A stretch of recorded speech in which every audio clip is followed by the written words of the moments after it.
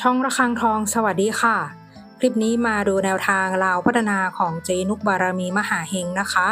ฉบับนี้เป็นแนวทางประจำวันที่17กรกฎาคม2569ค่ะลาวพัฒนาฉบับเต็มวันนี้เจนุกให้เด่นที่5นะคะ56 50 51 52ชุด3ตัว175แนวทางโดยเจนุกบารมีมหาเฮงค่ะ แนวทางมีเข้ามีหลุดนะคะ ถ้าใครเห็นเลขแล้วชอบค่อยตาม แต่ถ้าไม่ชอบปล่อยผ่านก่อนได้เลยค่ะ ฝากกดไลค์กดแชร์กดติดตามพร้อมกดกระดิ่งแจ้งเตือน เพื่อที่จะไม่พลาดคลิปใหม่ๆจากช่องระฆังทองด้วยนะคะ ขอบพระคุณทุกท่านที่เข้ามารับชมค่ะ